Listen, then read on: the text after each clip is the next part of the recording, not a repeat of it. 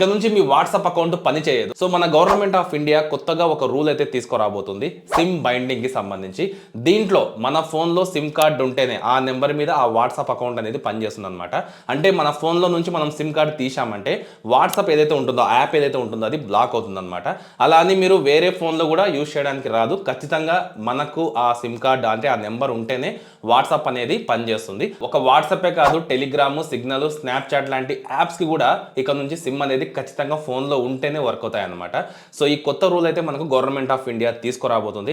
దీంతో పాటుగా మీరు వెబ్ వర్షన్లో అంటే మీ విండోస్లో, మ్యాక్లో మీరు web.whatsappలోకి వెళ్ళి లాగిన్ అవుతుంటారు కదా, అంటే స్కాన్ చేసేసి. సో అది కూడా కేవలం 6 గంటల వరకు మాత్రమే అక్కడ లాగిన్ అయి ఉంటుంది అనమాట.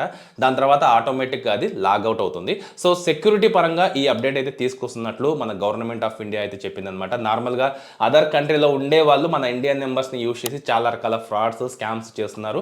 సో దాన్ని స్టాప్ చేయడం కోసమే ఈ అప్డేట్ అనేది తీసుకొస్తున్నాం, అంటే ఈ రూల్ని తీసుకొస్తున్నాం అనేసి మన గవర్నమెంట్ అయితే చెప్తుంది. సో దీని గురించి మీ ఒపీనియన్ ఏంటి అనేది ఖచ్చితంగా కామెంట్ చేసి చెప్పండి. వీడియో నచ్చితే లైక్ చేసి మీ ఫ్రెండ్స్కి షేర్ చేయండి. ఇలాంటి ఇంట్రెస్టింగ్ ఇన్ఫర్మేషన్ కోసం ఖచ్చితంగా మన ఛానల్ని సబ్స్క్రైబ్ చేసుకోండి.